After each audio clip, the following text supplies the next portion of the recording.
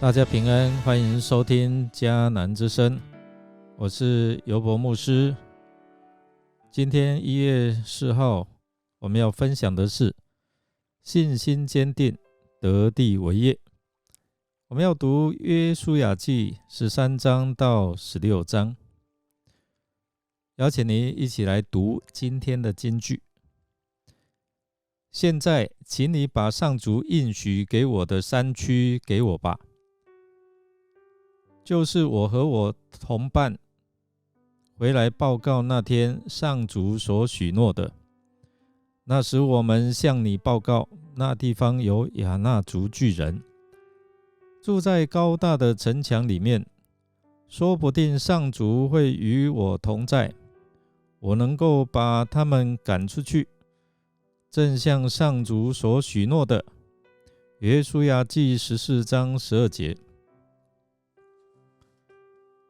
约书亚带领以色列人占领了约旦河以东的范围。至于迦南地，虽然他们已取得控制，但任务尚未完成。在迦南较偏远的地区，仍有不同民族居住。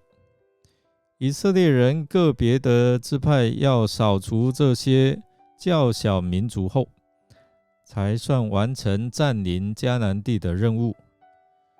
那约书亚照着上帝的吩咐，他分配约旦河西土地给9个支派和马拿西半个支派。以色列各支派他们需要继续与住在他们中间的迦南各族来征战。虽然他得到这样的土地，他们还是要去征战，把这些的住民赶出去。那这时候迦勒以85岁的高龄出来见证上帝的恩典，他要求分得希伯伦，并誓言如有神助，一定能够驱赶当地的住民，完成使命。在45年前，约书亚和迦勒都还是40壮年，他们与其余的10名探子同去窥探迦南地。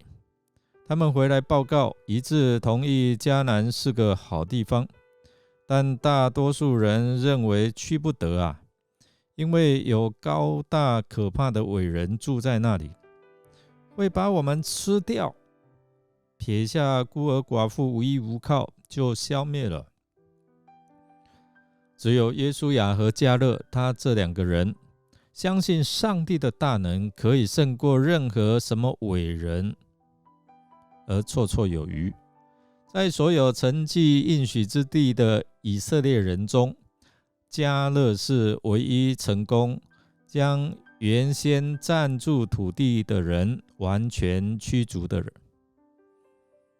在面对敌人、铁战车与防堵的城墙，以色列人的进攻似乎总是软弱无力。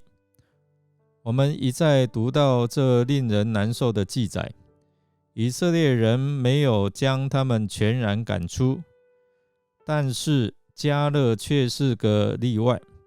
虽然亚巴是亚衲族中最尊大的人，虽然亚巴的3个孩子示筛、亚希曼和达买宁可不要性命也不放弃这个产业，但迦勒把他们都赶了出去。这并不是靠着他自己的力量做的，而是那位和他同在的主所做的，帮助他全然得胜。这里提醒我们，唯有专一全然跟从主的人，才能够赢得全然的胜利。迦勒由于约书亚平起平坐的资格及经历，但他却对约书亚被选为以色列人承接领袖的这样的一个位置，他并没有不满，而且他完全甘心顺服约书亚的领导。更在年老的时候，他以下属的身份向约书亚请缨出战亚衲族人，可见他有的是何等的心胸。而圣经对迦勒的评价非同小可。圣经描述，但我的仆人迦勒跟他们不一样，他一直对我忠心，因此我要领他到他侦察过的那块土地，他的后代要拥有那地。迦勒深信上帝的应许一定会成就。45年前窥探迦南地，他没有因为那地人高马壮而胆怯，45年来从没有动摇。他坚信自己一定能够承受上帝所赐的希伯伦山地为产业。你知道有不少的人对上帝的应许会随着时间的转移而越来越模糊，以至于慢慢失去了斗志和信心。我们应当深信，只要做好自己的本分，上帝一定会按照他的应许赐福给我们。我们来默想迦勒，他如愿以偿获得希伯伦的土地，他依靠的是什么呢？他坚定的信心对你有什么样的鼓励？让我们一起来祷告。亲爱的天父，感谢您借着迦勒的一生，成为我们信仰美好的榜样。虽然他高龄，但依然专心跟从上帝。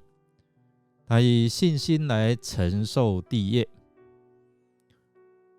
我们也祈求主赐给我们坚定的信心，好赢得你所要应许给我们的产业。我们这样祷告是奉靠主耶稣基督的圣名求，阿们。感谢您的收听，如果您喜欢我们的节目，欢迎订阅并给我们好评。